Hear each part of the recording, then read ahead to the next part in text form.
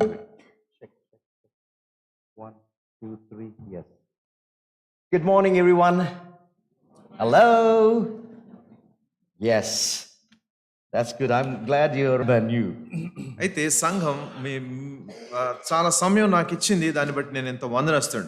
Would you take your Bibles kindly and stand, if you are able to stand, and read with me 2 portions of scripture. దయచేసి అందరం లేచి నుంచుని మీ Bible తీసుకుని లేఖనాల్లో 2 భాగాలు మనం చదువుకుందాం. One is from the book of Ephesians. మొదటిది ఎఫెసీ పత్రిక నుండి. And another is from the book of Titus. మరొకటి తీతు గ్రంథం నుంచి. Please turn to Ephesians 4. ఎఫెసీ పత్రిక 4వ అధ్యాయం. Bear with me, I have a little sore throat, I think. I've been speaking, I think, last night evening for about 2 hours or more. నిన్న రాత్రి చాలా సేపు దీర్ఘకాలం, దాదాపు 10-10:30 వరకు ఇక్కడే ఉన్నాం. అప్పటి వరకు మాట్లాడవలసి వచ్చింది. దానివల్ల గొంతు కొంచెం నాకు అస్వస్థతగా ఉంది. And I had pharyngitis a couple of weeks ago, and my voice was completely gone at that time, but thanks be to God. కొన్ని వారాల క్రితం నాకు ఫారెంజైటిస్ సంభవించింది. దానివలన నా యొక్క వాయిస్, నా యొక్క స్వరం కూడా కొంచెం దెబ్బతినింది. బట్ ఇప్పటికి దేవుడు కృపనిచ్చాడు.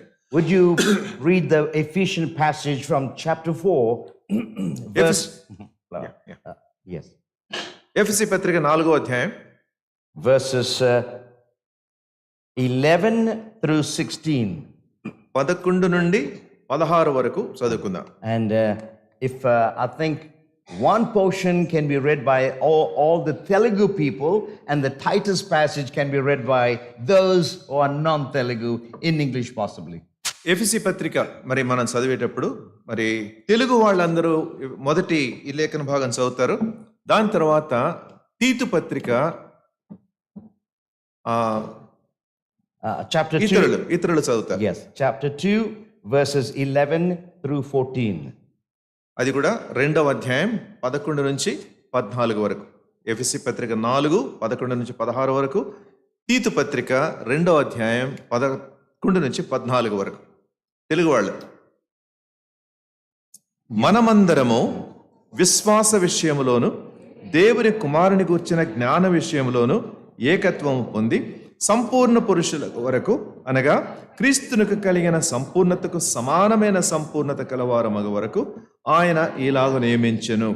పరిశుద్ధులు సంపూర్ణులగునట్లు క్రీస్తు శరీరము క్షేమాభివృద్ధి చెందుటకును పరిచర్య ధర్మము జరుగుటకును ఆయన కొందరిని అపోస్తలులుగాను, కొందరిని ప్రవక్తలను గాను, కొందరిని స్వార్థికులను గాను, కొందరిని కాపరులను గాను, ఉపదేశకులను గాను నియమించెను.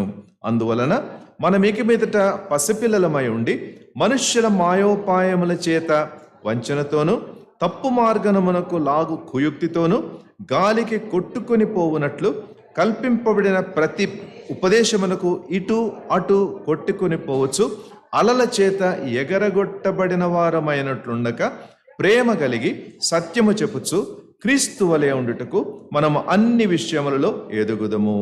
ఆయన శిరస్సు అయి ఉన్నాడు. ఆయన నుండి సర్వ శరీరము చక్కగా అమర్చబడి తనలోనున్న ప్రతి అవయవము తన పరిమాణము చొప్పున పనిచేయుచుండగా ప్రతి కీలు వలన కలిగిన బలము చేత అతుకుబడి ప్రేమయందు తనకు క్షేమాభివృద్ధి కలుగునట్లు శరీరమునకు అభివృద్ధి కలుగు చేసుకొనుచున్నది. ఇతర భాషల వాళ్ళు తీతు పత్రిక 2వ అధ్యాయం, Titus chapter 2 from verse 11 to 14.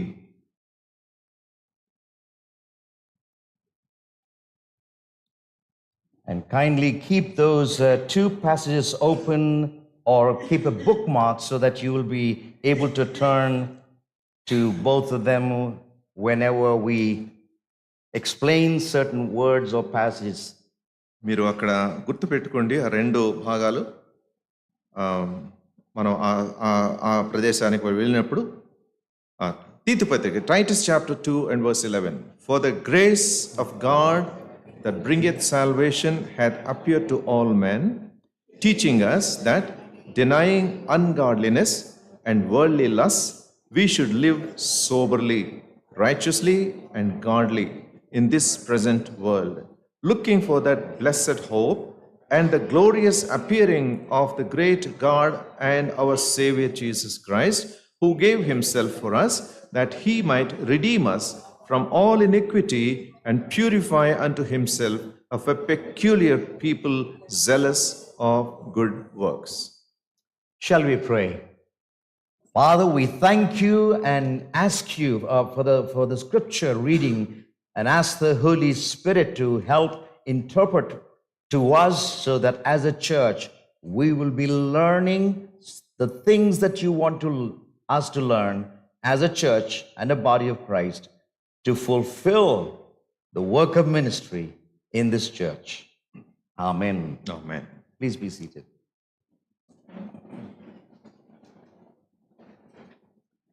I normally try to take one passage and do an exposition on that one passage only, but today I've taken two different passages.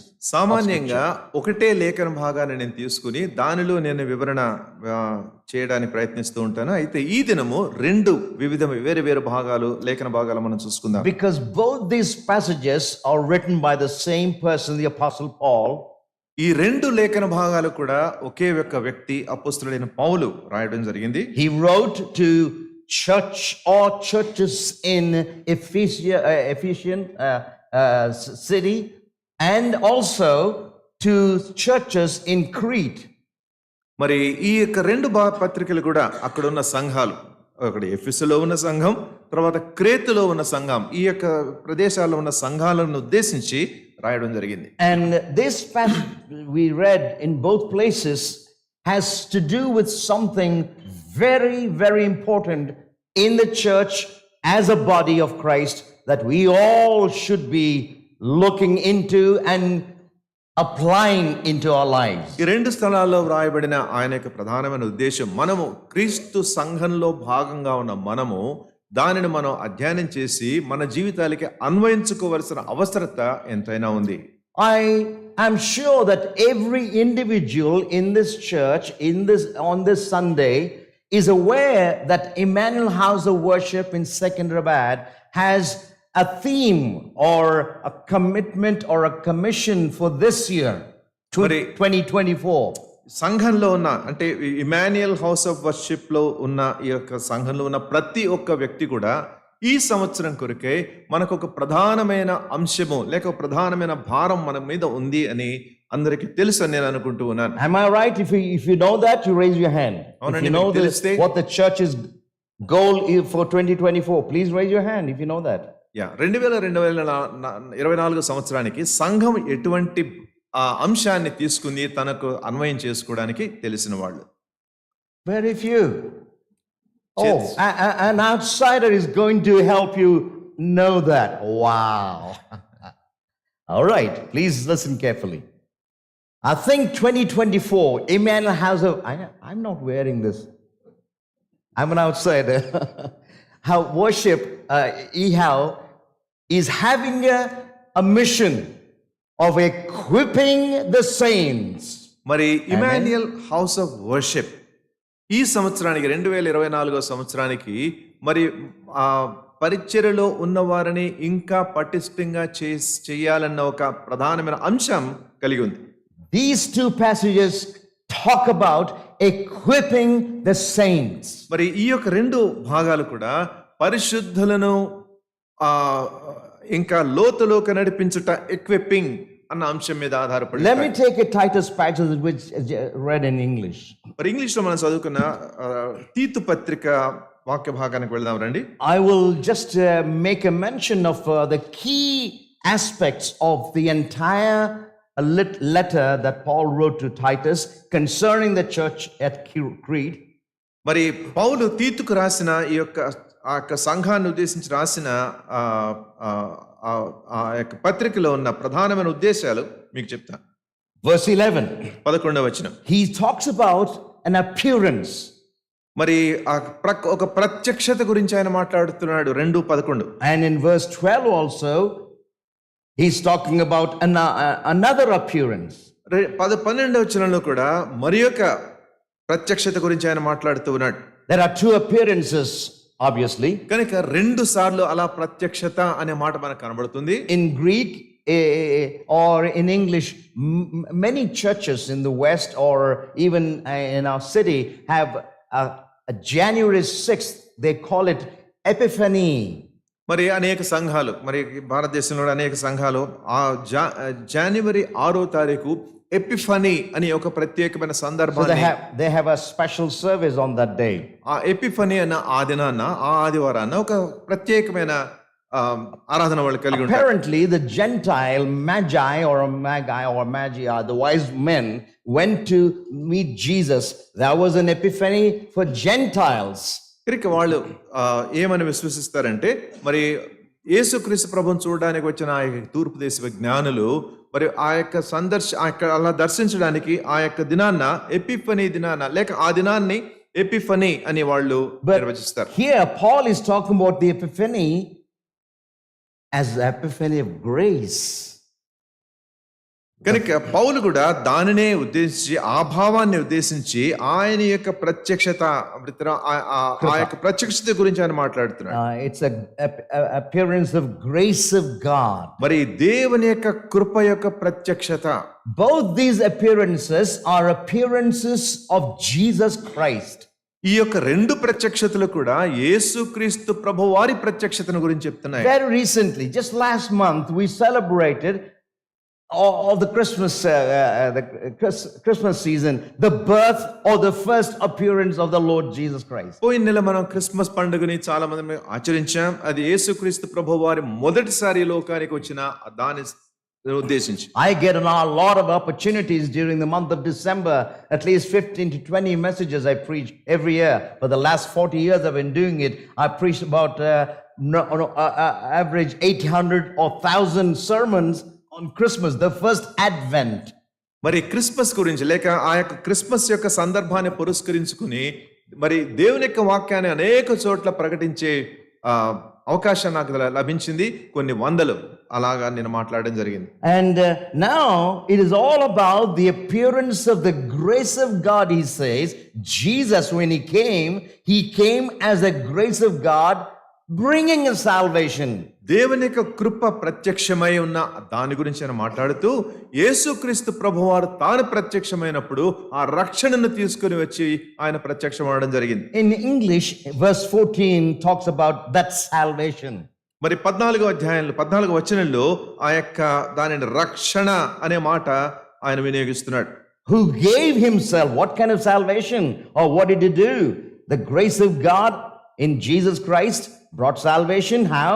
Who gave himself for us to redeem us from every lawless deed and to purify for himself a people for his own possession, zealous for good deeds. దేవుని కృప ప్రత్యక్షమై అంటే యేసుక్రీస్తు ప్రభు మహాదేవుడు రక్షకుడైన యేసుక్రీస్తు ప్రభు యొక్క ప్రత్యక్షత ద్వారా మనలను సమస్త దుర్నీతి నుండి మనల్ని విమోచించి సత్క్రియలందు ఆసక్తి గల ప్రజలను తన కోసం పవిత్రపరచుకుని తన సొత్తుగా చేసుకున్నట్టుకు తన్ను తానే మన కొరకు అర్పించుకుని. That was the purpose of the first appearance, an appearance of the grace of God.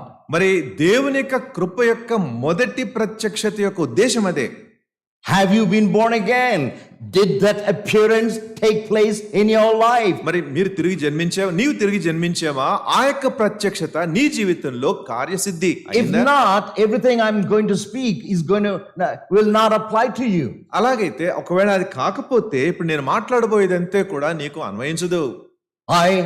I hope and pray that through the sermon you will be able to understand the grace of God that reaches you and redeems you and brings salvation to you. ఈ యొక్క ఈ దినపు వర్తమానము మీకు అర్థమై తర్వాత దాన్ని మిమ్మల్ని విమోచించి అది మీకు రక్షణకు దారి తీసేలా సహాయపడుతుందని నేను నమ్ముతూ ఉన్నాను. But for those who are born again or redeemed and saved, అయితే రక్షించబడిన వారు, విమోచించబడిన వారు, రక్షణ పొందిన వారు, listen carefully. దయచేసి జాగ్రత్తగా There's another appearance.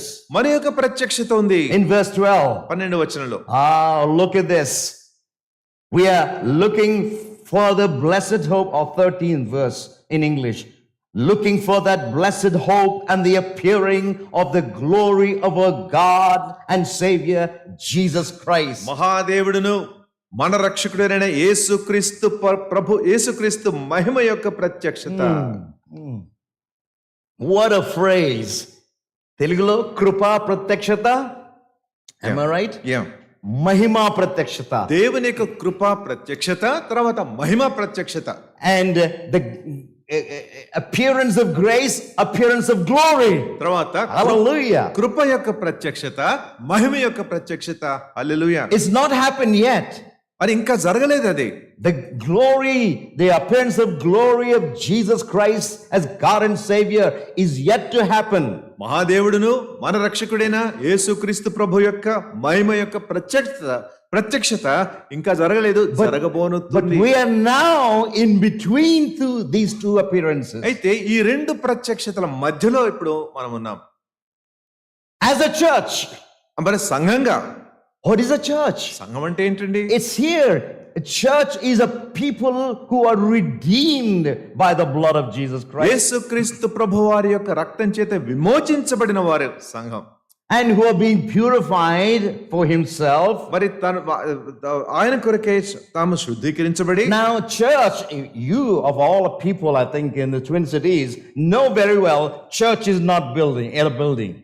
జంట నగరాల్లో ఉన్న మీరందరికీ కూడా మీకు బాగా అర్థమవుతుంది, చర్చ్ అంటే, సంఘం అంటే అదేదో కట్టడం కాదు. No, not at all. కాదండి. Many church buildings have a name that denomination is written, and it's called church. మరి చాలా సంఘాలు, so as if the building is the church. చాలా మందిరాలు వారి యొక్క ఫలానా పేరు పెట్టుకుని అదే సంఘం అని చెప్పి, అదే చర్చ్ అని చెప్పి దాని మీద రాసుకుంటారు. When Jesus said, I'll build my church, that is, I'll call out people from darkness and sin and slavery.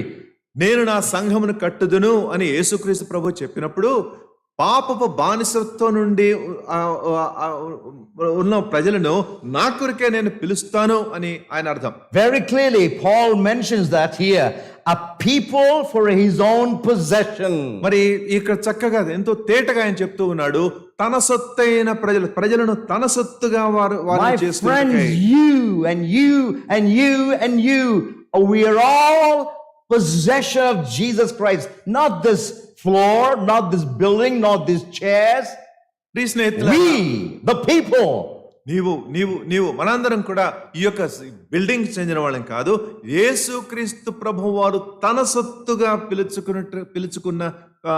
ఉండడానికి పిలుచుకున్న ప్రజలంగా ఉన్నాం. And we are all looking forward to the appearing of the glory of God any moment. కనుక మనందరం కూడా ఏ క్షణాన్నైనా ఆ యేసుక్రీస్తు ప్రభు యొక్క మహిమా ప్రత్యక్షత కొరకే ఎదురు చూస్తున్నాం. So in the meantime, మరి ఈ మధ్య కాలంలో how should we live? మరి ఎలా మనం జీవించాలి? Having been saved by the grace of God in the appearance of Jesus Christ and his work on the cross at Calvary. దేవుని కృప ద్వారా, యేసుక్రీస్తు ప్రభువారి ప్రత్యక్షత ద్వారా, ఆయన యొక్క శిలువ కార్యం ద్వారా రక్షించబడి, and then awaiting the appearance of glory. దాని తర్వాత మహిమా దర్శనం కొరకే, ప్రత్యక్షత కొరకే ఎదురు చూస్తూ we must live, he says. Verse 11 again. 11వ వచనంలో Paul says we are to be instructed or instructing us to deny ungodliness and worldly desires and to live sensibly, righteously and godly in the present age. In between the appearances, we must live in this age. కనుక ఈ రెండు ప్రత్యక్షతల మధ్యలో 12వ వచనంలో పౌలు అంటున్నట్టు, మనము భక్తిహీనతను, ఏలోక సంబంధమైన దురాశలను విసర్జించి శుభప్రదమైన నిరీక్షణ నిమిత్తము నివసించినట్లు. What a statement. ఎంత గంభీరమైన మాటలండి. The word instructing or instruction in other versions could be teaching. Can you find that in verse 12 in English? మరి 12వ వచనంలో భక్తిహీనత బ్రతుకుచుండవలన మనకు బోధించుచున్నది, మనకు హెచ్చరిక చేస్తూ ఉంది, బోధిస్తూ ఉంది. That's what I'm doing now. మరి అదే ఇప్పుడు నేను చేయబోయేది. However, it has a different meaning. అయితే దానికి వేరొక అర్థం ఉందండి. Now, I want to turn this into a classroom, for example. ఇప్పుడు ఈ యొక్క సమయాన్ని ఒక క్లాస్ రూమ్ లో లాగా నేను Like చేయాలనుకుంటున్నాను. I'm a teacher నేను ఒక and your students. నేను ఉపాధ్యాయుడిని, మీరు విద్యార్థులు అనుకోండి. And in the classroom, normally a teacher teaches and the students learn or hear and write and go home and do the homework. And when the exams time comes, they come regurgitate everything they learned through memory. మామూలుగా పాఠశాల తరగతుల్లో మరి ఉపాధ్యాయుడు చెప్పేది విని వినేది రాసుకుని దాని ఇంటికి వెళ్ళి చదువుకొని హోంవర్క్ చేసుకుని తిరిగి వచ్చి పరీక్షల సమయంలో దానిని అలా కక్కేయడం అనేది వాళ్ళకి అలవాటైపోయింది. There's a difference in another place called a driving school. మరి ఇంకొక వేరే స్కూల్స్ ఉంటాయి, డ్రైవింగ్ స్కూల్స్ అని ఉంటాయి, car driving schools. How many have you driving? No driving? Please respond. Driving Yes. Thank you. Yeah, okay. Some of us learned without a trainer. మరి కొంతమంది అసలు ఉపదేశకుడు లేకుండా The నేర్చుకుంటాము. driving school primarily is a training school. Driving school మౌలికంగా చూస్తే అదొక శిక్షణ సదస్సు, శిక్షణ Or తరగతి. a swimming school where they teach not just classroom lectures, but real practical how to swim or how to drive. That's called training. తర్వాత ఈత కొట్టేది అక్కడ పుస్తకాలు ఉండవు, పాఠాలు ఉండవు, కానీ వాళ్ళు అక్కడ ఏ విధంగా ఈతలు కొట్టాలి అనేది అక్కడ శిక్షణ ద్వారా నేర్పిస్తారు. In the same way, the church, the Apostle Paul is turning in this word teaching or instructing in the original Greek is training. మరి అదే భావంలో ఇక్కడ అపొస్తలుడైన పౌలు గ్రీక్ భాషలో మరి ఆ యొక్క భారాన్ని ఉపయోగిస్తూ బోధించుచున్నది అని వాడుతున్నాడు. And that word bodhinchuta or bodhinchuchunnadi is actually tharabidu istunnadi leka nerpura what you call another word? Yeah. Nerpinchuchunnadi. బోధించుచున్నది, నేర్పించుచున్నది. I'm a better translator than you. No. I just want to make sure that you are awake. All right. So the church is a training school. కనుక ఒక సంఘం అనేది ఒక శిక్షణ తరగతి. Are you okay with that word? శిక్ష కాదు, శిక్షణ. Are you okay with this word? Please say something. ఆ మాట అర్థమైందండి? We have been using it a classroom in a school and you hear and whether you apply it or not, you don't care and we don't care. That's how it's been like in the church. తరగతి గదుల్లో జరిగేది ఏంటంటే ఉపాధ్యాయుడు బోధిస్తాడు, వాళ్ళు వింటారు, వాళ్ళు వింటున్నారా లేదో ఈయనకి అవసరం లేదు, ఆయన చెప్పేది వాళ్ళకి అవసరం లేదు అన్నట్లు ఉంటుంది. Please turn to Matthew's Gospel. మత్తయి సువార్త దయచేసి చూడండి. What is known as the Great Commission passage. మరి గొప్ప ఆజ్ఞకు సంబంధించిన There is one phrase that's in the area of making disciples. శిష్యులను చేయడంలో చేసే ఆ యొక్క సందర్భంలో Jesus says in verse 20, 20వ వచనంలో యేసు ప్రభువారు అంటారు, teaching them to observe all that I commanded you. నేను మీకు ఏ సంగతులు బోధించితినో వాటన్నిటినీ గైకొనవలెనని వారికి బోధించుడి. If I put the word training them to observe all that I taught them or commanded is teaching. నేను మీకు బోధించిన దాన్ని అంటే నేను మీకు ఉపదేశించిన దాన్ని బోధించిన దాన్ని వారికి మీరు నేర్పించుడి అనే మాటలో another phrase I must use, teaching them to observe or obey. What does it mean? వాళ్ళు పరిశీలించండి, నేర్చుకునండి, లేకపోతే మీరు నేర్చుకునండి అనడంలో దాని ఏంటండి అర్థం? When a class teacher gives the homework, she will make sure that whether it's done or not. ఒక class teacher ఒక హోంవర్క్ విద్యార్థికి ఇచ్చారంటే మరి అది జరిగిందా, ఆ విద్యార్థి చేశాడా లేదా అనేది గమనిస్తుంది. For example, in the driving school, when he teaches how to use the pedals or the throttle or a clutch or a gear stick or steering wheel and how to apply brakes he examines and teaches him and trains him and to obey all he taught. ఆ driving స్కూల్లో కూడా శిక్షణ ఇచ్చేటప్పుడు ఆ యొక్క steering wheel కానీ clutch కానీ gears కానీ ఇవన్నీ వాళ్ళు నేర్చుకుంటున్నారా లేదా నేర్చుకున్న దానికి విధేయత చూపిస్తున్నారా లేదా అనేది పరిశీలిస్తాడు ఆయన. Now, I took almost 20 minutes or 19 minutes to just explain the importance of the church being converted to training place. మరి ఈ యొక్క ఒక సంఘము ఇటువంటి బోధనకు ఎలా మార్చబడాలో అనే అంశం మీద దాదాపు 20 నిమిషాలు నేను మాట్లాడాను. Training school. మరి ట్రైనింగ్ స్కూల్ లేక శిక్షణ సదస్సు, శిక్షణ తరగతి. It's a divine school. అది Divine training school. దైవ సంబంధమైన శిక్షణ ఇచ్చే ఆ యొక్క పాఠశాల. That's what Titus was speaking about. మరి In the present age, how should we live?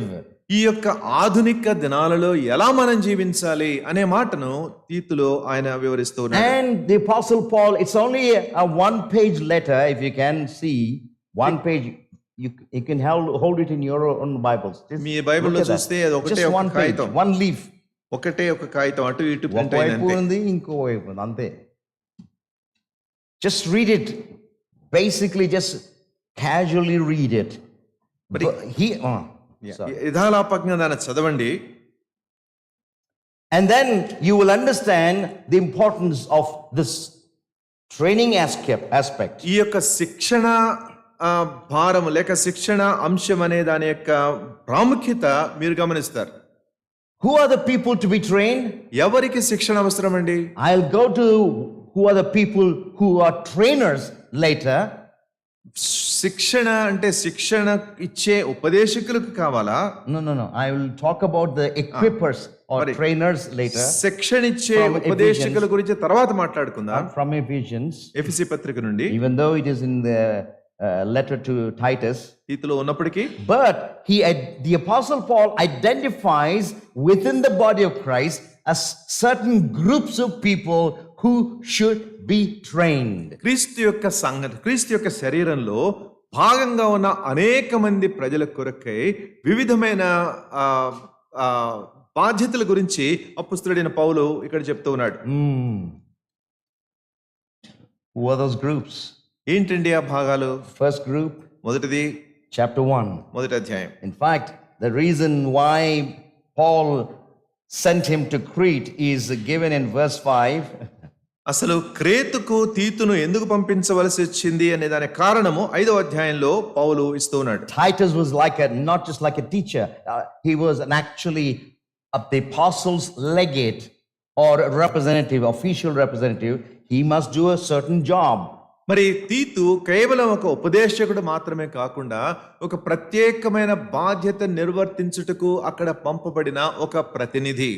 And so verse 5 it says in chapter 1, for this reason I left you in Crete, that you would set in order what remains.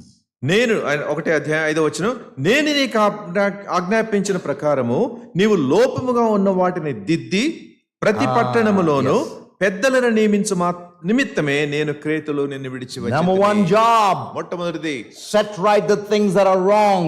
మరి తప్పులో ఉన్న వాటిని సరిదిద్దుట.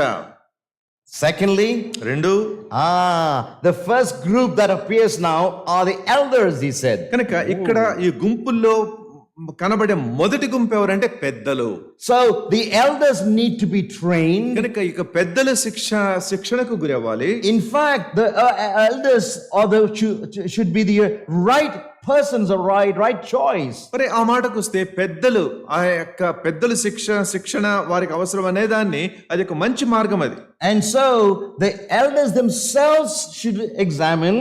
కనుక ఈ యొక్క పెద్దలు వారు కూడా పరీక్షించబడాలి. Because they are the ones who are becoming trainers of the church. ఎందుకంటే వారు సంఘానికి వేరే వాళ్ళను శిక్షణలోకి నడిపించడానికి వారు బాధ్యులవుతారు. If the elder is a wrong choice, ఒక పెద్దగా నియమించబడడం అది తప్పుడు వ్యక్తి. తప్పుడు వ్యక్తిని వారు నియమించుంటే then the church will not be trained in godly things. కనుక ఆ నియామకంలో పొరపాటు జరిగితే సంఘము దైవికమైన సంగతులు నేర్చుకోవడానికి సహాయపడదు. The elders should be the people who train the flock of God or the church of the Lord towards expectation of the blessed hope for the appearance of the glory of God, denying all ungodliness and worldly passions, looking forward to that blessed hope of the appearance of glory. దేవుని యొక్క మంద, దేవుని యొక్క శరీరము అనే దేవుని యొక్క సంఘము అని పిలువబడిన ఆ సంఘాన్ని సమస్త దుర్నీతి నుండి తర్వాత పొరపాట్ల నుంచి తప్పించడానికి వాళ్ళు సరైన శిక్షణ పొంది ఉండాలి. And then second group, రెండవ గుంపు older men. Verse 2 in chapter 2. రెండో అధ్యాయం రెండో వచనంలో In fact, Titus as a legate in verse 1, but as for you, he says, Paul says to Titus himself, although Titus was a very good preacher and helper to the apostle and correcting many churches, as for you, speak the things which are fitting for sound doctrine. మరి తీతు ఎంతో మంచి ఉపదేశకుడైనప్పటికీ మంచి ప్రసంగికుడు అయినప్పటికీ మరి ఆ యొక్క సంఘానికి పంపించబడినప్పటికీ ఆయన అంటాడు రెండవ అధ్యాయం మొదటి వచనంలో నీవు హితబోధక అనుకూలమైన సంగతులు బోధించుము. In fact, I'm like a Titus and they invited me. Your church invited me. ఆ మాటకు వస్తే నేను తీతును కాదు, అయినప్పటికీ సంఘం నన్ను ఆహ్వానించింది. Yeah, I'm like a Titus here today. ఇప్పుడు ఈ దినము నేను తీతు వంటి వాడను మీ Because మధ్యలో. Titus was not part of a church of a Crete. ఎందుకంటే క్రేతు సంఘంలో భాగంగా తీతు లేడు. But, and when I come, if I was like Titus to the church, what should I speak? కనుక నేను తీతు యొక్క స్థానంలో తీతుగా మీ మధ్యకు వచ్చినప్పుడు నేను దేని గురించి మాట్లాడాలి? I must preach or speak or teach the things which become sound doctrine. మరి హితబోధ అనుకూలమైన సంగతులు సరైన బోధన గురించి తప్పనిసరిగానే మాట్లాడవలసి ఉంది. I know this church is very careful in choosing their preachers from outside. ఈ యొక్క సంఘము ప్రసంగికులను ప్రత్యేకంగా బయట నుంచి వచ్చే ప్రసంగికులను వర్తమానికులను జాగ్రత్తగా ఎన్నుకుంటారని నాకు తెలుసు. And as a teacher from outside, a preacher from outside, I must now identify those first group or elders, then second group older men. వెలుపటి నుంచి వచ్చిన ప్రసంగికునిగా వర్తమానికునిగా నేను in terms of training, ఈ యొక్క సంఘంలో ఇక శిక్షణ విషయంలో అటు పెద్దలతోనూ వృద్ధులతోనూ నన్ను నేను ఏకీభవింపజేసుకోవాలి. first the elders should be trained, మొట్టమొదటిగా పెద్దలు వారు శిక్షణ పొందాలి. and second రెండు the older men are to be temperate, dignified, sensible, sound in faith, in love and in perseverance. There are many things. పెద్ద వయసులో ఉన్న వృద్ధులు వాళ్ళు మితానుభవం కలిగి ఉండాలి, మాన్యులై ఉండాలి, స్వస్థ బుద్ధి గలవారై ఉండాలి, విశ్వాస ప్రేమ సహవాసములందు లోపము లేని వారుగా ఉండాలి. Did I not say this is a training school? నేను చెప్పాను కదా ఇది ఒక శిక్షణ తరగతి అని. It's a divine training school. ఇది దైవికమైన విషయాలు నేర్చుకునే which textbook do we use? We have one book, the scriptures of God, divinely inspired. దీనికి మనకున్న టెక్స్ట్ బుక్ ఒకటే, పాఠ్య గ్రంథం ఒకటే ఉంది, దైవావేశం వలన రచించబడిన ఈ యొక్క పరిశుద్ధ గ్రంథం. In reality, there's only one teacher, that is the Holy Spirit. వాస్తవంగా చూస్తే ఒకే ఒక ఉపదేశకుడు ఉన్నాడు, పరిశుద్ధాత్మ దేవుడు. But he ministers through the people he appointed as elders, pastors and overseers. అయితే ఆయన పెద్దలు లేకపోతే కాపరులు తర్వాత పై విచారణ చేసే అధికారులు వీళ్ళందరి నియామకం ద్వారా మనకు శిక్షణ ఇచ్చేది పరిశుద్ధాత్మ దేవుడే. Our school, the church is a school, a training school, has one subject. ఈ యొక్క సంఘము అనే ఈ యొక్క పాఠశాలలో ఒకటే అంశం ఉంది. It is the truth concerning Jesus Christ, or which is in him. ఆ యొక్క పాఠ్యాంశం అదేంటంటే యేసుక్రీస్తు ప్రభువుకి సంబంధించింది, ఆయనలో ఉండడం అనేది. It's a wonderful school. There is no tuition fee. అద్భుతమైన పాఠశాల అండి, దీనికి ట్యూషన్ ఫీ ఉండదు. Even your salvation is by grace. You did not do anything to earn. మీరు మీ యొక్క రక్షణ కూడా అది కేవలం కృప ద్వారానే అనుగ్రహించబడింది, దానికి మీరేం చెల్లించలేదు. In fact, the offerings you gave is not buying you something in heaven. మీరు మీరు అర్పించడానికి తెచ్చిన కానుకలు అదేదో మీరేదో కొనుక్కోవడానికి కాదు, మీకేదో ఇవ్వడానికి కూడా కాదు. No, it helped to help further the training aspect of your own selves, or win more people to Christ. తర్వాత మిమ్మల్ని మీరు శిక్షణలోనికి తీసుకుని రావడానికి, దాని ద్వారా ఇతరులను క్రీస్తు వద్దకు తేవడానికి, వినియోగించబడడానికి మీరు ఇవ్వడం జరిగింది. Oh, by the way, there are prizes to be won in this school. అయితే ఈ యొక్క స్కూల్లో బహుమతులు కూడా గెలుచుకోవడం జరుగుతుంది. If you follow the instructions carefully, ఈ యొక్క ఉపదేశాలు మీరు జాగ్రత్తగా అవలంబిస్తే, as elders, మరి పెద్దలుగా, as older men. తర్వాత పెద్ద వయసులో ఉన్న By వృద్ధులుగా. the way, there is a phrase, there is a group that Paul identifies in verse 3. Older women likewise are to be reverent in their behavior. అలాగే 3వ వచనంలో ఇంకొక మాట పౌలు వాడుతున్నాడు, అలాగుననే వృద్ధ స్త్రీలు వాళ్ళ ప్రవర్తన యందు భయభక్తులు గలవారై ఉండాలి. Oh, not malicious gossip. వాళ్ళేదో మరి కొండెగత్తెలు తర్వాత ముచ్చట చెప్పేవాళ్ళు లాగా ఉండకుండా, As if men don't gossip. మనుషులు మగవాళ్ళకు కూడా ఉంది అలవాటు అది. I tell you what, ఓ మాట చెప్తాను.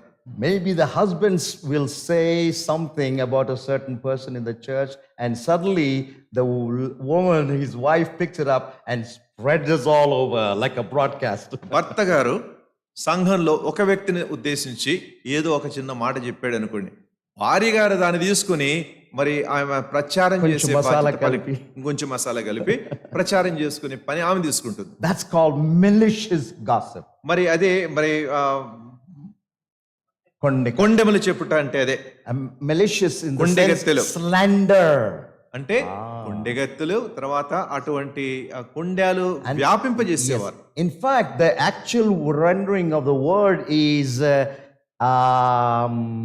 apavadi telugulo. Yes, తెలుగులో ఆ మాటకు సరైన పదం అపవాది. Wow. So when you gossip, you're gossiping in the way that you're attacking your own member of the body of Christ, because we are one body. కనుక ఈ కొండాలు చెప్పడము అంటే మరి ఒకే శరీరంలో ఉన్న మరి ఒక అవయవానికి ఎదురుగా వ్యతిరేకంగా మాట్లాడు. I've never seen my left hand ever harm my right hand, which has a stroke. మరి Right side.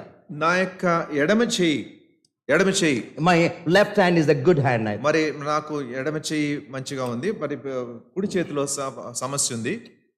But the left never harmed the right.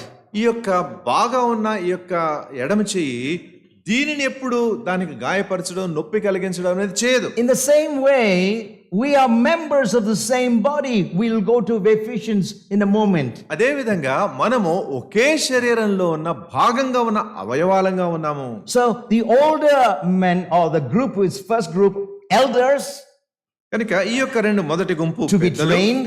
వాళ్ళు కూడా శిక్షణ అవసరం. I'm వాళ్ళకు actually saying to the Ehau church for this year that you must equip yourself as elders, number one, కనుక మొట్టమొదటి విషయం because you called it equipping of the saints 2024. ఈ ఈహో సంఘంలో 2024 సంవత్సరానికి సంబంధించిన ఇక్కడ ఉన్న పెద్దలు శిక్షణలో వాళ్ళు తర్బీదు పొందాలి. మొదటిది. And secondly, రెండవది, even the pastors like me, teachers like me, when I heard that you wanted me to do or train your people, I've sat and prepared, and myself as well as some things that will be useful for you. నా లాంటి వారిని ఎవరన్నా పిలిచి వీరికి శిక్షణ ఇవ్వండి అని మీరు పిలిచినప్పుడు నేను కూర్చుని దానిని సిద్ధపడి దానికి ఒక పాఠ్య బోధన నేను తయారు చేసుకొని రావాలి. And second group is the pastors like me, and third are the older men. కనుక రెండవ వారంటే నాలాంటి ఉపదేశకులు, మూడవ గుంపు వృద్ధులు. Can I ask a question? ఒక ప్రశ్న వేస్తాను మీకు. How many of you are over 60? మరి మీలో ఎంతమంది 60 ఏళ్ళు పైన? Maybe ladies don't want to respond, but men do. ఆడవాళ్ళు కూడా చేయొచ్చు, పర్వాలేదు. Oh, sorry. Sudhata is first one. Yeah. This is a great group. Older men first and older women. కనుక ఇది ఒక మంచి గుంపు అండి, గంభీరమైన గుంపు ఇది. వయసు మీరిన వృద్ధులు, How are you to prepare yourself for the appearance of glory? ఏ విధంగా మీరు ఆ యొక్క మహిమా ప్రత్యక్షత కొరకే మీరు ఎలా సిద్ధపడాలి? And you need to train the younger men. తర్వాత మీరు ఇంకా యవనస్తులను మీరు శిక్షణలోకి నడిపించాలి. In fact, the older women are charged to train the younger women. Verse 4. మరి 4వ వచనంలో మనకు కనబడుతుంది, 3-5 కలిసి ఉన్నాయి. So that వృద్ధ స్త్రీలు యవ్వన స్త్రీలను కూడా ఈ యొక్క తర్బీతులోనికి నడిపించాలి, శిక్షణలోని. So that they may train or exhort or encourage the young women in their certain aspects to love their husbands, to love their children, and to be sensible, pure workers at home. కనుక యవ్వన స్త్రీలు కొన్ని విషయాలలో తమ భర్తలకు లోబడి ఉండడంలో, భర్తల శిశువులను ప్రేమించడంలో, స్వస్థ బుద్ధి గలవారు, పవిత్రులుగా, వీటన్నిటిలో వాళ్ళ ఇంటిలో ఉండి తమ ధర్మాన్ని జరిగించడానికి వారికి శిక్షణ ఇవ్వడం అవసరం ఉంది. Older women, please look at me. మరి వృద్ధ స్త్రీలు దయచేసి నా వైపు చూడండి. I'm an older man. Yeah, నేను కూడా ముసలివాడినే. I'm not a young person. Look at me. నా వైపు చూడండి. I'm reading a portion of the text అక్కడ ఉన్న which వాక్య applies to you. లేఖనం, మీకు చెందిన లేఖన భాగం చదువుతున్నాను. When you train younger women మీరు యవ్వన స్త్రీలకు ఈ యొక్క శిక్షణ ఇచ్చేటప్పుడు within your church, మీ యొక్క సంఘంలో, the emphatic aspect is, if you don't do that, the word of God will be dishonored. If you train the women, younger women, the word of God will be honored. నొక్కి చెప్పవలసిన విషయం In the text, I find it the text. ఇక్కడ మనకి ఇక్కడ లేఖన భాగంలోనే ఉంది. మీరు ఆ యొక్క శిక్షణ అనే బాధ్యత, అంటే యవ్వన స్త్రీలను శిక్షణలో నడిపించే ఆ బాధ్యత మీరు తీసుకోకపోతే దేవుని యొక్క వాక్యాన్ని అగౌరవపరిచిన వారుగా ఉంటారు. ఆ యవ్వన స్త్రీలను మీరు సరైన శిక్షణలోకి నడిపిస్తే దేవుని వాక్యాన్ని ఘనపరిచే వారుగా ఉంటారు. Interesting. Paul didn't say all that about the dishonor or honor of the word of God concerning men as much as he said concerning women. Older women, you are responsible in the home for homes of younger women, that the word of God should not be dishonored in the homes of younger women. దేవుని యొక్క వాక్యం ఇక్కడ మరి What a great responsibility. వృద్ధ స్త్రీలుకి ఉద్దేశించి మాట్లాడిన మాటలు ఆయన వృద్ధుల గురించి మాట్లాడట్లేదు. అయితే వృద్ధ స్త్రీలు యవ్వన స్త్రీలు ఏ విధంగా తమ కుటుంబాల్లో, తమ గృహాల్లో దేవుని యొక్క వాక్యాన్ని ఎలా ఘనపరచవలసిన వారై ఉన్నారో అనేది మరి ఎంతో చక్కగా పౌలు ఇక్కడ వివరిస్తూ ఉన్నాడు. If in the church, your church, మీ సంఘంలో if there is a young family ఒక యవ్వన కుటుంబం where the wife is not really fulfilling all these aspects, I'm not saying 100%, at least attempting to love the husband. అక్కడున్న Sure, go ahead. అక్కడున్న ఆ కుటుంబంలో మరి ఆ యొక్క భార్య మరి మరి తన యొక్క భర్తను గౌరవించడంలో, లేకపోతే ఇతర బాధ్యతల్లో సరైన నిబద్ధత చూపించకపోతే, your church has families where young women are dishonoring the word of God. మీ యొక్క సంఘంలో దేవుని వాక్యాన్ని అగౌరవపరిచే విధంగా ఒకవేళ ఆ యొక్క సంఘాలు, ఆ యొక్క కుటుంబాలు ఉంటే, who is responsible? Not that younger woman in the sense. The older women have not trained her. యవ్వన స్త్రీలు ఒకవేళ అలా జరిగించకుండా ఉంటే, మీ మధ్యలో ఉన్న వృద్ధ స్త్రీలు ఆ యవ్వన స్త్రీలకు సరి అయిన విధంగా నేర్పించలేదు, శిక్షణ ఇవ్వలేదు అని అర్థం. So older women identify younger women and set kind of a method or a pattern where every younger woman is under the discipleship of a mature older woman, godly older woman. కనుక సంఘంలో ఉన్న ప్రతి కుటుంబంలో ఉన్న యవ్వన స్త్రీలు తప్పనిసరిగా ఒక వృద్ధ, అంటే తమకంటే పెద్దవారైన ఒక వృద్ధ, అంటే పరిణితి చెందిన అటువంటి నాయకత్వంలో వాళ్ళు ఎదగాలి. You see, we must all be connected to the head. In చూడండి, the physical body, all members are connected. మరి మన శరీరంలో ఉన్న ప్రతి అవయవం కూడా మరి తప్పనిసరిగా అక్కడ ఆ శిరస్సుకు అది జత చేయబడి ఉంటాయి. A church in the modern times or present age is something like the people come as spectators and they have glorified preachers on the platform and everything is entertaining and they go back to their own lives having nothing to do with the word of God or the church or any life of the church. There is no discipline.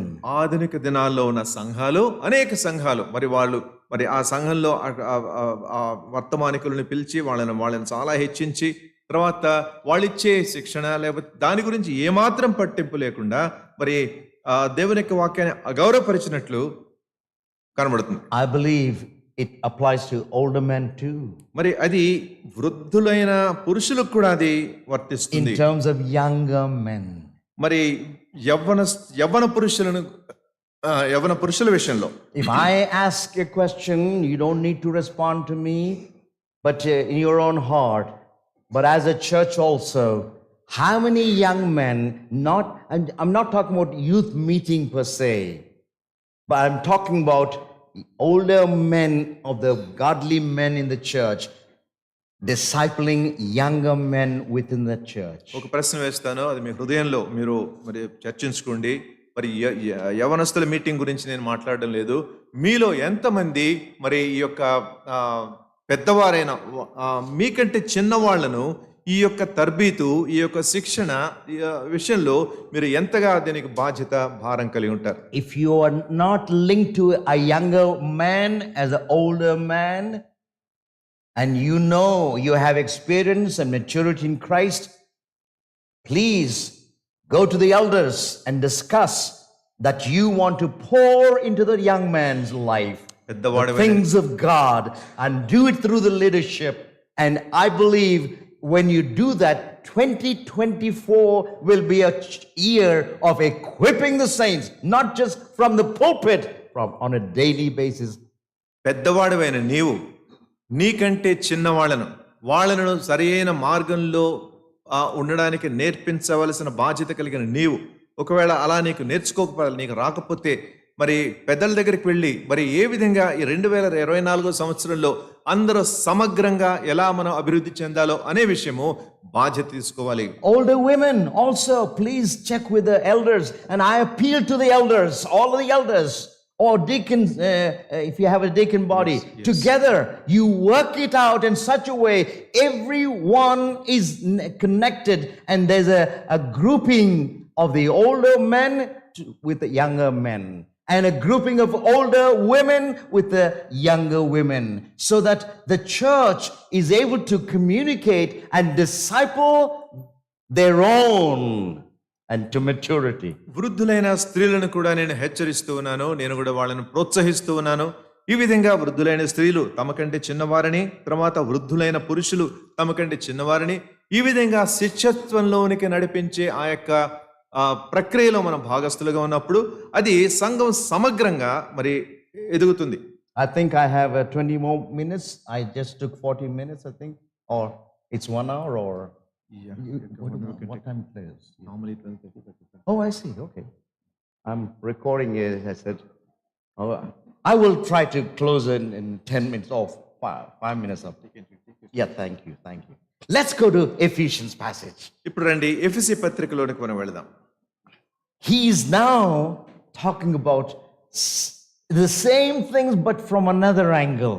మరి అదే విషయాన్ని మరొక కోణంలో ఇక్కడ చూపిస్తూ ఉన్నాడు. And I asked you to read from verse 11. ఇప్పుడు 11వ వచనం నుంచి మీరు చదవాలని కోరాను. Yes, but this passage is connected to from verse 7. అయితే ఈ యొక్క వాక్య భాగము 7వ వచనం నుండి 7వ వచనానికి సంబంధించి I call this, as I called it, training of the local church or EHOW from Titus, and identified many groups. మరి తీతు గ్రంథం నుంచి మనం చూసుకుంటున్నట్లు స్థానిక సంఘంలో ఉన్న ఈ యొక్క శిక్షణ విషయంలో అనేక గుంపులకు చెందిన ఇవ్వవలసిన శిక్షణ But how do we do it? What tools or what abilities do I have?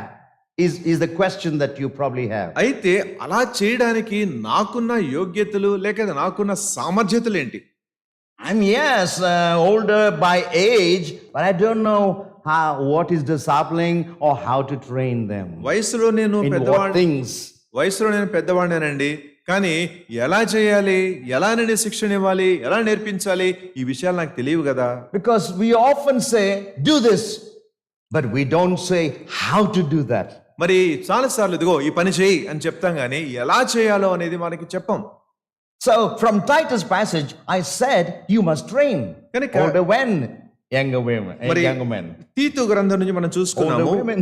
వృద్ధులు గాని, వృద్ధ పురుషులు గాని, వృద్ధ స్త్రీలు గాని, మరి చిన్న వారికి నేర్పించాలి, శిక్షణ ఇవ్వాలి అని మనం చదువుకున్నాం. What are the gifts or tools that you have? మరి మీకున్న తలాంతులేంటి, ఏ సామగ్రి, ఏ పరికరాలతో మీరు Where చేస్తారు, do I get them from? ఎక్కడి నుంచి లభిస్తాయి మనకి అవి? That's what we going to learn now. అది మనం ఇప్పుడు నేర్చుకుంటాం. Verse 7. 7వ వచనం, 4:7 ఎఫెసీ. But to each one of us grace was given according to the measure of Christ's gift. అయితే మనలో ప్రతి వానికిని క్రీస్తు అనుగ్రహించు వరము యొక్క పరిమాణము చొప్పున కృప ఇయ్యబడెను. Now, in the aspect of the tools or abilities, God, the Lord Jesus Christ has given to each one of us. Am I right? Do you understand that phrase? మనకు అందుబాటులో ఉండవలసిన సాధనాలు గాని, పరికరాలు గాని, ఈ విషయాలు జరిగించడానికి యేసుక్రీస్తు ప్రభు మనకందరికి ఒక వరముగా వాటిని మనకిచ్చాడు. And the Apostle Paul describes how that grace gift was given to every one of us.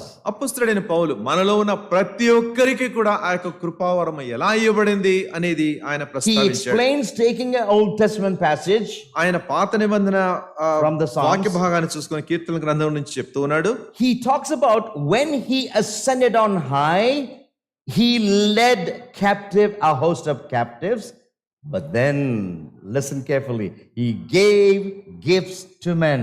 మరి ఆయన ఆరోహణమైనప్పుడు అక్కడ ఆరోహణమైనప్పుడు ఈ యొక్క కృపా వరాలను మనుష్యులకు ఆయన అనుగ్రహించడం జరిగింది. చెరగా పట్టుకొని The పోయి Apostle Paul is talking about after the resurrection, Jesus stayed for 40 days and talked to the disciples, but there came a day when he was with the disciples, he was taken up, or ascension, which we call it, going up to heaven. యేసుక్రీస్తు ప్రభువారు పునరుత్థానమైన తర్వాత 40 దినాలు తన శిష్యులతో గడిపి దాని తర్వాత వారి మధ్యలో నుంచి ఆయన ఆరోహణమైనట్లు మనకు కనబడుతుంది. What was the most important thing when he was ascending that happened? ఆయన ఆ యొక్క ఆరోహణమైనప్పుడు అక్కడ జరిగిన ప్రాముఖ్యమైన కార్యం ఏంటి? I don't want to go to the phrase that he led captive a host of captives because it's going to take quite some time to explain. చెరగా పట్టుకొని పోవడం అనేది ఏంటో అని దాన్ని వివరించాలంటే చాలా సమయం But పడుతుంది. in the time the Apostle Paul is writing this incident, or when it happened, ఈ యొక్క సన్నివేశాన్ని గురించి పౌలు అది జరిగినప్పుడు దాని గురించి పౌలు వివరిస్తూ ఉన్నప్పుడు Paul was living in a time when a Roman general would go to another country which is an enemy of Rome and conquer it and bring lots of gifts back to the city of Rome as a trophy to the Caesar. ఏ సందర్భాన్ని గురించి ఆయన వివరిస్తున్నాడంటే, రోమా సైనికాధికారి మరొక దేశానికి వెళ్ళి వారి మీద దండెత్తి అక్కడ వారిని ఓడించి అక్కడ నుంచి కానుకలను బహుమానాలను తీసుకుని వచ్చి అవి ఒక సమర్పణగా చక్రవర్తి అయిన కైసరికి ఇవ్వడానికి గురించి చెప్తున్నాడు. That's what he led a captive host of captives. చెరగా పట్టడం అంటే అది అర్థం. But then Caesar gives something to the conquering general. అయితే ఇప్పుడు కైసరు ఈ విజయం సాధించి వచ్చిన సైనికాధికారికి ఒక బహుమానం ఇస్తున్నాడు. What do you think God the Father would have given God the Son, the conquering general who defeated death and made salvation possible for you and me, what would he have given, or what did Jesus receive? మరణాన్ని జయించి నీకు నాకు రక్షణ అనుగ్రహించిన ఆ యొక్క విజయం సాధించిన ఆ యొక్క అధికారి యేసుక్రీస్తు ప్రభువుకు తండ్రి ఏమిచ్చాడు అనుకుంటారు? Can you take a guess? ఊహించగలరా? Please do. ప్రయత్నించండి. He gave the Holy Spirit, పరిశుద్ధాత్మ దేవుణ్ణి ఆయనకు the promise of the Father. అది తండ్రి యొక్క వాగ్దానము. And Jesus says in John 14 and 16 also, I will send you the promise of the Father, the Holy Spirit, another paraclete. Another means the same likeness of me. And helper is someone who walks alongside you. యేసుక్రీస్తు ప్రభు కూడా యోహాను సువార్త 14:16 నేను మరి యొక్క ఆదరణకర్తను, అంటే తనలాంటి తన స్వభావం కలిగిన తనతో ఏకీభవం తో చెందిన మరి యొక్క ఆదరణకర్తను మీకు పంపిస్తాను అని. He has the same deity as I do. నేను ఏ దైవత్వాన్ని కలిగి ఉన్నానో ఆయనకు కూడా అదే దైవత్వం, the Holy Spirit. పరిశుద్ధాత్మ And దేవుడు. then the Lord Jesus Christ, receiving the Holy Spirit, poured it on the church. మరి యేసు For him, తాను పొందిన ఆ యొక్క పరిశుద్ధాత్మను ఆయన సంఘంపై కుమ్మరించడం జరిగింది. All of us who are born again, that very instant we are indwelt by the God the Holy Spirit. మనందరం కూడా రక్షించబడిన ఆ క్షణాన పరిశుద్ధాత్మ దేవుడు మనలో వచ్చి నివసించడం అనేది ఆ భాగ్యం మనలో జరిగింది. What a pity many Christians live like orphans. ఎంతో దారుణమైన సంగతి, అనేకమైన క్రైస్తవులు అనాథల్లాగా జీవిస్తారు. But they have the Holy Spirit yet. అయితే వాళ్ళకు ఆత్మ ఇంకా నాకు రాలేదు అంటారు. That's the greatest gift. Not that you're going to heaven. Yes, it is a gift, but it is the fact that until Christ returns and the appearance of glory takes place, the Holy Spirit is the one who empowers you to live the Christian life, to become like Christ. మరి ఆయన ఆ యొక్క మహిమా దర్శనం జరిగే వరకు, ఆ మహిమ ప్రత్యక్షమయ్యే వరకు, పరలోకానికి వెళ్లే వరకు, ఈ లోకంలో మనం జీవించినంత కాలము ఆ యొక్క పరిశుద్ధాత్మ మనం తిరిగి జన్మించిన తర్వాత దేవుడు మనకు అనుగ్రహించిన గొప్ప వరంగా ఉంటుంది. So elders, you have the Holy Spirit who is the trainer, the teacher, the pedagogue. కనుక పెద్దలైన వారు మీరు పరిశుద్ధాత్మ చేత ఆ యొక్క నాయకత్వ బాధ్యతలు దేవుడు మీకు ఆయన ద్వారా and older men and older women and younger men, children, young people, we've all been given, if you're in Christ, the Holy Spirit indwells you. వృద్ధులైన వారు, వృద్ధ స్త్రీలు, యవనస్తులు, చిన్నపిల్లలు, వీళ్ళందరూ కూడా మీరు క్రీస్తులో ఉంటే ఆ యొక్క పరిశుద్ధాత్మను ఇప్పటికే పొంది ఉన్నారు. And through the Holy Spirit we are also given various grace gifts. తర్వాత ఆ పరిశుద్ధాత్మ యొక్క ఆ యొక్క కృపలో అనేకమైన కృపావరాలని మనం పొంది ఉన్నాం. Oh my. Every one of us. ప్రతి ఒక్కళ్ళం కూడా. Now listen carefully. ఇప్పుడు వినండి జాగ్రత్తగా. He gave gifts. ఆయన కృప, in verse 7, ఆయన వరములను అనుగ్రహించాడు each one of us. మనలో ప్రతివానికిని. Do you believe that you have a spiritual gift? మీరు నమ్ముతారా మీకు ఒక ఆత్మ వరం ఉందని? Do you believe? మీరు నమ్ముతున్నారా? Say yes by raising your hand. అవునని if you చెప్పండి. believe that you have a spiritual gift. మీకు ఒక ఆత్మీయ వరం ఉంది. Because Christ is, I'm not the one who gives.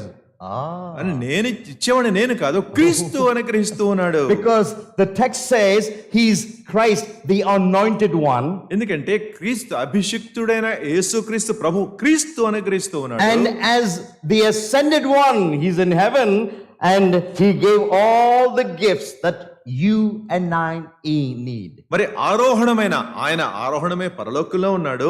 అక్కడి నుంచి నీకు నాకు అవసరమైన ప్రతి కృపావరాన్ని ఆయన అనుగ్రహించాడు. Let's examine these gifts. ఈ యొక్క కృపావరాలను ఒకసారి పరీక్షిద్దాం రండి. Verse 7 says each one of us has received a gift. 7వ వచనంలో మనలో ప్రతివానికిని ఒక కృప ఇవ్వబడెను. Please don't ever tell yourself or your immediate church member that you know or familiar with, I don't have a gift. I don't know what to do.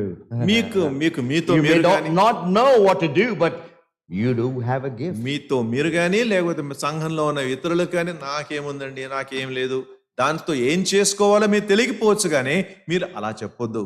Well, the elders will help you to discover your మరి gift. మీ యొక్క కృపావరాన్ని కనుగొనడంలో పెద్దలు మీకు సహాయపడతారు. So, number one, about the gifts, all are given a gift. మొట్టమొదటిగా మరి ప్రతివానికి ఆ యొక్క కృపా వరము అనుగ్రహించబడింది. But there are some in verse 11 who are given special gifts. అయితే 11వ వచనంలో కొంతమందికి ప్రత్యేకమైన కృపావరాలు అనుగ్రహించడం జరిగింది. I mean by special, not really special, but a different gift. ప్రత్యేకత అంటే ప్రత్యేకత కాదు వేరైన కృపావరాలు. They are the ones listed in verse 11. విభిన్నమైన కృపావరాలు అది 11వ వచనంలో మనకు And he also gives the goal of or the purpose why these people are given special gifts. అయితే ఈ యొక్క ప్రజలకు వీరికి ఆ యొక్క ప్రత్యేకమైన విభిన్నమైన ఈ వరాలు ఎందుకు ఇవ్వబడ్డాయి అనేది దాని గురించి కూడా అని చెప్తూ ఉన్నాడు. So verse 11, please. He gave, that is anointed one and ascended one, gave some, not all, some as apostles. మరి అభిషిక్తుడైన వాడు తర్వాత ఆరోహణమైన వాడు మరి కొందరికి ఆ యొక్క వరాలు ఇవ్వడం జరిగింది. Some as apostles, some as prophets, some as evangelists, and some as pastors and teachers. కొందరిని అపొస్తలులుగాను కొందరిని ప్రవక్తలుగాను కొందరిని సువార్తికులుగాను కొందరిని కాపరులుగాను ఉపదేశకులుగాను నియమించారు. Please don't think every one of you should be an elder or a teacher. మీరు ఎలా అనుకోవద్దు మీరులో ప్రతి ఒక్కరూ పెద్దలు అవ్వాలి లేదా ప్రతి ఒక్కరూ ఉపదేశకులు అవ్వాలి అని అనుకోవద్దు. Because if you don't have that gift, you should not aspire for that. ఎందుకంటే ఆ కృపావరం నీకు లేకపోతే దానిని ఆశించకూడదు. It's what Christ has given. అది క్రీస్తు అనుగ్రహించడం అయింది. I'm not a teacher or preacher because I can teach or preach. నేనేదో వాక్యం చెప్పగలను లేకపోతే ఉపదేశించగలను దానిని బట్టి నేను It's only because of the gift Christ gave me as a teacher, as evangelist, as a teacher. మరి ఉపదేశకుడిగా గాని ప్రవక్తగా గాని కాపరులుగా గాని క్రీస్తు ప్రభువు నాకు ఇచ్చిన ఆ యొక్క వరాన్ని బట్టే నేను ఆ బాధ్యతను స్వీకరించాను. And so no matter where I get an invitation or Christ sends me to teach or evangelize or win souls, I go. కనుక క్రీస్తు ప్రభువుని ఎక్కడికి పంపించినా కూడా అటు సువార్త చెప్పడానికి లేకపోతే ఆత్మను సంపాదించడానికి అలా నిర్దేశించినప్పుడు నేను వెళ్తాను. I discovered my gift. నా యొక్క వరాన్ని నేను కనుక్కున్నాను. Through my own understanding of who I am and what I can do. At the same time, what my family and my church members were talking about. నా సొంత జ్ఞానంతో you can help us explain. నేను పొందిన ఆ యొక్క వరాన్ని నేను గ్రహించి నా యొక్క స్వంత కుటుంబ సభ్యులతో లేకపోతే సంఘ సభ్యులతో నేను దానిని గుర్తించగలను. So elders are the best for you to talk to them, every one of us, to know what gift, discover your gift. కనుక మనలో ప్రతి ఒక్కరికి ఏ వరాన్ని కృపావరాన్ని మనం కలిగి ఉన్నామో అనే విషయంలో దానిని మనం కనుగొనడంలో పెద్దలు మీకు సహాయపడగలరు. Now two of these men, all are men by the way. అలా చూస్తే అక్కడ అందరూ పురుషులే కనబడుతున్నారు. I'm sorry ladies. The meeting of the church is different. The women can teach in the women's ministry. That's what I believe the scripture teaches. But concerning the meeting of the church, 1 Corinthians 12, the church meeting is what we have now, where the Lord's Supper or table, communion is observed. సంఘము సమకూడినప్పుడు 1 కొరింథీ 12వ అధ్యాయంలో సంఘం సమావేశమైనప్పుడు 14వ అధ్యాయంలో సంఘం సమకూడినప్పుడు సమావేశమైనప్పుడు అక్కడ మరి బల్ల విరిచినప్పుడు తర్వాత దాని విషయంలో మరి వాక్య పరిచర్య వీటన్నిటిలో స్త్రీలకు మరి వారి స్త్రీల మధ్యలో పరిచర్య చేయడానికి అధికారం ఇవ్వబడింది. Yes, but not in the church meeting.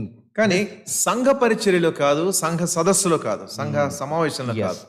Anyway, there are 4 or 5 people that are mentioned quickly. ఇక్కడ నలుగురు ఐదుగురు పేర్లు ప్రస్తావించబడ్డాయి. Their roles, వారి యొక్క స్థానాలు. But the first 2 are foundational. మరి ఆ మొదటి 2 పాత్రలు అది పునాదికి సంబంధించినవి. Now the foundation is laid 2000 years ago. మరి ఈ దానికి పునాది 2000 సంవత్సరాల క్రితమే The church is వేయబడింది. being built up, ఆ floor సం- after floor, floor after ఆ floor. యొక్క సంఘము ఒక అంతస్తు తర్వాత మరొక అంతస్తు అలా అలా అలా అలా కట్టుకునబడుతూ ఉంది. I'll ask a question, Mr. Sashi Kiran. Yes? Sashi Kiran. Oh, yes. You are a structural engineer. Sasikiran గారు ఒక structural engineer. And I'll ask a question. ఒక ప్రశ్న అడుగుతాను. Can I? Sure. Thank you. And once you lay a foundation ఒక పునాది వేసిన of a తర్వాత multi-story building, ఒక బహుళ అంతస్తు కట్టడానికి పునాది వేసిన తర్వాత will you also require a foundation for each floor? ప్రతి అంతస్తుకు కూడా మళ్ళీ పునాది వేయాలా? Sir, please tell it aloud. Yes, indeed. Ephesians, same Ephesians 2:20. ఎఫెసీ పత్రిక 2వ అధ్యాయం 20వ వచనం. క్రీస్తు యేసే ముఖ్యమైన మూలరాయే ఉండగా అపొస్తలులను ప్రవక్తలను వేసిన పునాది మీద మీరు కట్టబడి ఉన్నారు. దేవుని మందిరముగా లేక ఆలయముగా ప్రతి కట్టడమును ఆయనలో చక్కగా అమర్చబడి ప్రభువునందు పరిశుద్ధమైన దేవాలయమగుటకు వృద్ధి పొందుచున్నది. Amen. So we are in the probably multi-story building, skyscraper. కనుక మన బహుళ జాతి అంతస్తులు ఆకాశ హర్మ్యాలు స్కై స్క్రేపర్ గా ఉన్న భవనంగా మనం ఉన్నాం. Babel could not reach the heavens, but this reached heaven. మరి బాబేలు కట్టడం పరలోకానికి వెళ్ళలేదేమో గానీ ఈ కట్టడం పరలోకానికి వెళుతుంది, వెళ్ళదు అది. Yes, because Christ is the one who is building. He's the foundation, and the apostles and prophets laid the foundation. We don't need them now. They have given us the Bible. The revelation of God is complete. దాన్ని నిర్మించేవాడు క్రీస్తే, తర్వాత దానిని సంపూర్ణం చేసేవాడు. దానికి మన సంపూర్ణం చేయడానికి తన వాక్యమైన బైబిల్ గ్రంథాన్ని ఆయన మనకు అనుగ్రహించినాడు. Now let's look at what the others who are permanent gifts. Apostles and prophets are temporary for that generation to lay the foundation, and then we now have evangelists and pastor teacher. అపొస్తలులు ప్రవక్తలు వీళ్ళ తాత్కాలికమైన వరాలకు ఇవ్వబడ్డాయి. తర్వాత కాపరులు ఉపదేశకులు వాళ్ళ యొక్క అవి శాశ్వతమైన వరాలుగా ఉన్నాయి. What is the purpose of these people, some evangelists or some teachers and pastors? What is their job description? What is the goal of their gift? ఈ కొందరు స్వార్థికులు, కొందరు కాపరులు, కొందరు ఉపదేశకులు వారికి ఇవ్వబడిన ఆ కృపావరం యొక్క గురి ఏంటి, దాని గమ్యం ఏంటి? Verse 11 ends with a comma in English, and verse 12 starts, these gifts are given for the equipping of the saints for the work of service. మరి తెలుగులో 11, 12 కలిసి ఉన్నాయి. మరి ఈ యొక్క ఎందుకు ఈ కృపావరాలు అనుగ్రహించబడ్డాయంటే మరి 13లో ఉంది, పరిశుద్ధుల సంపూర్ణులైనట్లు క్రీస్తు శరీరము క్షేమాభివృద్ధి చెందుటకును పరిచర్య ధర్మం జరగటకును ఆయన ఇలా నియమించారు. That's right, equipping of the saints for works of ministry. మరి ఆయా పరిచర్య ధర్మము జరిగించుటకు పరిశుద్ధులను ఆ యొక్క శిక్షణలోకి నడిపించుట. The elder's role or the pastor teacher's role is basically to teach and train and let the church members, everyone in their groupings or any way, do the work of ministry. కనుక పెద్దల యొక్క పాత్ర, తర్వాత పెద్దల యొక్క పాత్ర, మరి సంఘంలో ఉన్న ప్రతి ఒక్కరు కూడా వారి ధర్మము జరిగించుటకు వారి యొక్క బాధ్యత ఉంది. That dharmamu, I don't know if it explains. పరిచర్య ధర్మము. It means that there is a job for every one of us. అంటే ప్రతి వానికి ఒక కర్తవ్యం, ఒక బాధ్యత అప్పగించబడింది. Every part of my body, every member of my body has a job to do. నా యొక్క శరీరంలో ఉన్న ప్రతి అవయవానికి దానికి నిర్దేశించబడిన ఒక కర్తవ్యం ఉంది.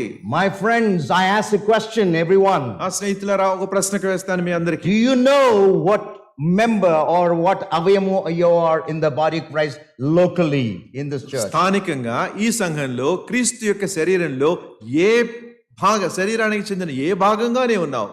Do you know? మీకు తెలుసా? Or you just coming to here and partake in the table, give offering and have fellowship and chai and go? లేకపోతే ఏదో వస్తున్నాను, తర్వాత కూర్చుంటున్నాను, బలలో పాలు పొందుతున్నాను, కానుక సమర్పిస్తున్నాను, ఛాయ్ తాగుతాను, పోతాను. Is that your role? అదేనా మీ పాత్ర? Is there any member of my body coming and enjoying and going? It can't live మరి నా శరీరంలో unless it is ఏదైనా cut off. నా శరీరం ఏదో భాగంగా ఉండి ఏదో అక్కడ ఉండి తర్వాత నేను వెళ్ళిపోతాను అంటే అది అక్కడ నుంచి తీసివేయబడితేనే గాని దానికి వేరే And there are no strikes in the members of the body. తర్వాత సంఘంలో ఉన్న సభ్యులకు ఎటువంటి వివాదం ఉండకూడదు. No strike. Hartal. వివాదం ఉండదు. No. None of the members of my body go on hartal. ఎవరు కూడా అక్కడ హర్తాళ్ చేయడం లేకపోతే వ్యతిరేకత చూపించడం ఉండదు. You cannot go on hartal. Every one of us, each of you as a finger of mine, members of the body Christ, and you have a job to do. కనుక యేసుక్రీస్తు ప్రభు వారి సంఘంలో దేహంలో ఉన్న భాగంగా సంఘ అవయాలో ఉన్న భాగంగా మీకు ఒక కర్తవ్యం ఉంది. So elders, I'd like to address you, all the elders. You need to equip the saints for the works of ministry. కనుక పెద్దలకు నేను ఒక బాధ్యత అప్పగిస్తూ ఉన్నాను. మీరు పరిచర్య ధర్మము జరిగించుటకై ప్రజలకు ప్రతి ఒక్కరికి మీరు వారిని ఆ శిక్షణలోకి In నడిపించాలి. 2024, as a new method or a new work of God in the church, identify those people who have certain gifts and employ them, not only equip them, but employ them. 2024 సంవత్సరంలో అటువంటి వరాలు, కృపావరాలున్న అటువంటి యోగ్యతలున్న వారిని మీరు గుర్తించి వారిని గుర్తించి వారిని ప్రోత్సహించి వారిని ఆయా స్థలాలలో నియమించవలసిన అవసరం ఉంది. And I'm addressing the elders now. ఇప్పుడు నేను పెద్దలతో They మాట్లాడుతున్నాను. will equip you వాళ్ళు మిమ్మల్ని all through the year మరి సంవత్సరం అంతా మీకు వారు బోధ చేస్తారు, and train you. తర్వాత మిమ్మల్ని తర్బీదు చేస్తారు, Then they will employ different people for different activities. తర్వాత వివిధమైన బాధ్యతల నిమిత్తమే కార్యకలాపాల నిమిత్తమే మిమ్మల్ని వారు నియమిస్తారు. I'm coming to the end. ఇప్పుడు చివరకు వద్దాం. To edify and to empower you or edify you until we all, verse 13 in my English, but it may be different. Until we all, every member of the body of Christ in Ehau, Secunderabad, until you equip my friends, the elders, every member, and employ them until every one of them attain unity of the faith, of the knowledge of the Son of God, to a mature man, to the measure of the stature which belongs to fullness of Christ. ఆ విధంగా బాధ్యతలు అప్పగించబడి ఆ బాధ్యతల నిమిత్తమై ఆయా పనికులకు నియమించబడి ప్రతి ఒక్కరు కూడా సంపూర్ణ పురుషుల వరకు అనగా క్రీస్తునకు కలిగిన సంపూర్ణతకు సమానమైన సంపూర్ణత కలిగిన వారు. You all should become mature like Christ. కనుక మీరందరూ కూడా క్రీస్తుకు చెందిన సంపూర్ణతకు సమానమైన సంపూర్ణత కలవారగట్టు వరకు. I tell you what, Brother Vijay, I'm looking at them. I'm preaching with passion, excitement, and smile. Everyone is looking at like. నేను ఉత్సాహంతో ఎంతో సంతోషంతో నేను చెప్తూ ఉన్నాను. అక్కడ చూస్తే ఏ సంతోషంగా నాకు కనబడింది. మాకు పని పెడుతున్నాడా, ఈయనని పిలిచారు అసలు పోయి మేము వచ్చి కూర్చొని హాయిగా విని మంచి వాక్యం దొరికింది. ఈ సంఘము మంచి వాక్యము, బోధ చక్కగా ఉంటుంది, సిద్ధాంతతో. Is that all you want? కనుక ఏం చెప్పారు సార్ అని చెప్పి ప్రశంసన చేసి అటు నుంచి వెళ్ళిపోవడమనా, లేకపోతే మనకు ఒక బాధ్యత ఉందా అనేది మనం గమనించుకోవాలి. You are a member of the body of Christ. మీరు క్రీస్తు యొక్క శరీరంలో ఒక భాగంగా ఉన్నారు. Know that you need to be equipped. మరి మీరు తర్బీదు చేయబడాలి. Know that you should be employed in the church for the body of Christ. మీ యొక్క సంఘంలో ఆ యొక్క బాధ్యత నిమిత్తమై మీరు నియమించబడాలి. And you should be empowered or edified until you attain to the stature and unity of faith. కనుక ఈ యొక్క సంఘ ఐక్యత నిమిత్తమై యేసుక్రీస్తు ప్రభు వారి యొక్క సంపూర్ణతకు సమానమైన సంపూర్ణత కలిగి ఉండేవారు అలా అయ్యే వరకు మీరు ప్రయాసపడాలి. There are two things that I'll mention and close. రెండు విషయాలు నేను ప్రస్తావించి ముగిస్తాను. Don't be like children in 14, he says. 14 వచనాలు అంటాడు, మీరు పసిపిల్లల వలె ఉండకండి. No, grow up then. మీరు పెరగాలి, ఎదగాలి. Give up childhood. మరి పసితనాన్ని విడిచిపెట్టి How many years you've been coming and sitting and coming and going? ఎన్ని సంవత్సరాల తరబడి Like a baby Christian. కూర్చున్నాను, No వస్తున్నాను, maturity. And then give up childhood. వస్తున్నాను, కూర్చున్నాను, ఎటువంటి ఎదుగుదల లేదు. అలాగుంటే పసితనాన్ని విడిచిపెట్టండి. And then grow up to adulthood. తర్వాత పెద్దరికంలోనికి మీరు May ఎదగండి. I ask all the congregations to stand? సమాజం అంతటి నేను అడుగుతున్నాను, Please stand. దయచేసి If you can, I'm not asking those who are having difficulties to stand. కలిగిన వారు దయచేసి లేచి ఉంచండి. Close your eyes. కళ్ళు మూసుకోండి. Brother Vijay will read verse 16. 16వ వచనం నేను చదువుతాను. Slowly and emphatically, may the Holy Spirit impress on your heart that it is about you and all of us in here. పరిశుద్ధాత్మ దేవుడు మనకు ఈ యొక్క బాధ్యతను మనం అప్పగిస్తూ ఉన్నప్పుడు జాగ్రత్తగా మనం ఈ విషయాన్ని గమనించుకుందాం. 16వ వచనం, ఆయన శిరస్సై ఉన్నాడు, ఆయన నుండి సర్వ శరీరము చక్కగా అమర్చబడి తనలోనున్న ప్రతి అవయవము తన పరిమాణము చొప్పున పని చేయుచుండగా ప్రతి కీలు వలన కలిగిన బలము చేత అతుకబడి ప్రేమయందు తనకు క్షేమాభివృద్ధి కలుగునట్లు శరీరమునకు అభివృద్ధి కలుగజేసుకొనుచున్నది. As you're in an attitude of prayer, think about this text. Are you a member of the body of Christ here? ప్రార్థనలో మీరు ఉన్నప్పుడు ఈ యొక్క లేఖన భాగం యొక్క అర్థం గ్రహించండి. క్రీస్తు యేసు శరీరంలో భాగంగా నీవు ఇక్కడ ఉన్నావా? If so, you have a job to do. అలా ఉంటే నువ్వు చేయవలసిన ఒక పని ఉంది, ఒక కర్తవ్యం ఉంది. For the elders and the pastor teachers, it's the equipping of the saints. పెద్దలు, కాపరులు వాళ్ళంతా ఉండేది పరిశుద్ధులను తర్బీదులకు నడిపించడానికి. And the rest of the church of the body of Christ is there to be equipped and to be employed to do the work of ministry. సమాజంలో ఉన్న ప్రతి ఒక్కరికి కూడా ఈ యొక్క బాధ్యతను వారు చేపట్టి ఈ యొక్క పరిచర్య ధర్మం జరిగించవలసిన అవసరత ఎంతైనా ఉంది. I like that phrase in Telugu. ప్రతి అవయము తన పరిమాణము చొప్పున పని చేయుచుండగా. ప్రతి అవయవము తన పరిమాణము చొప్పున పని చేయుచుండగా. Every one of you. మీలో ప్రతి ఒక్కరు.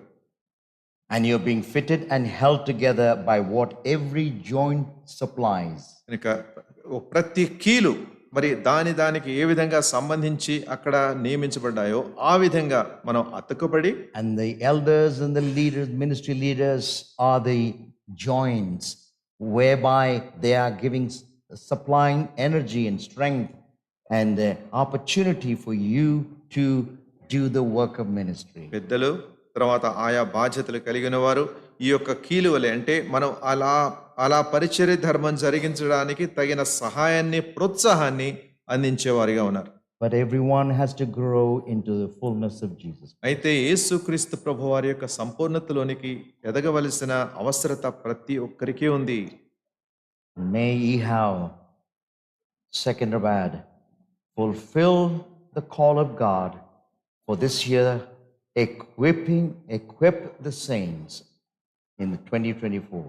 Ye have, second Rabad, 2024 సంవత్సరంలో వారి కలిగి ఉన్న ఆ యొక్క అంశం యొక్క భారాన్ని బట్టి అటువంటి తర్బీదులోనికి, అటువంటి పరిపూర్ణతలోనికి వారు ఎదుగుదురుగాక. May the Lord bless all of you, and Brother Vijay, please close in prayer. దేవుడు మిమ్మల్ని అందరినీ దీవించునుగాక. ప్రార్థన చేసుకుందాం. పరిశుద్ధుడైన మా తండ్రి, సర్వశక్తిగల మా దేవ, మాకు శిరస్సై ఉన్న మా ప్రభువా, నీ ఘనమైన నామాన్ని స్తుతించుకుంటున్నాం. తండ్రి, యేసుక్రీస్తు ప్రభువును మాకు మీరు రక్షకునిగా అనుగ్రహించడం మాత్రమే కాకుండా తండ్రి, మేము నీ యొక్క సమాజంలో, నీ యొక్క మందిరంలో మేము ఆయా బాధ్యతలు చేపట్టి నీ యొక్క పరిపూర్ణతలో ఎదగడానికి పరిశుద్ధాత్మ దేవుని కూడా ప్రభువా మీరు మాకు మాకు అనుగ్రహించారు. మమ్మల్ని తర్బీదు చేసే తండ్రి ఆదరణకర్తగా ప్రభా మీరు మాకు అనుగ్రహించారు. అంతేకాదు సంఘంలో ఉన్న ప్రతి ఒక్కరికి ప్రభా కృపావరాన్ని మీరు ఇచ్చే ఆ యొక్క వరాన్ని ప్రభా మీరు ఆ యొక్క ఆధిక్యతను మీరు మాకు ఇస్తూ ఉన్నారు. తండ్రి మాకున్న వరాలను మేము గుర్తించి తండ్రి ప్రతి ఒక్కరూ పెద్దవారు చిన్నవారు తండ్రి ఎవరి బాధ్యతలను బట్టి వారికి వారి కర్తవ్యం జరిగించడానికి తగిన జ్ఞానాన్ని, తగిన వెసులుబాటును, తగిన ప్రోత్సాహాన్ని మీరు దయచేయమని వేడుకుంటూ మమ్మల్ని మేము నీ హస్తాలకు అప్పగించుకుంటూ మీరు మాకు అనుగ్రహించిన వాక్య ప్రాధాన్యతను బట్టి వందనాలు చెల్లించుకుంటూ మా ప్రభు మా రక్షకుడైన యేసుక్రీస్తు ప్రభు నామంలో ప్రార్థించి వేడుకుంటూ ఉన్నాం తండ్రి. ఆమేన్. Now unto him who is able to keep us from falling and present us faultless with exceeding joy, to the only wise God, our Savior, our Lord Jesus Christ, be majesty, dominion, power and authority, now and forevermore.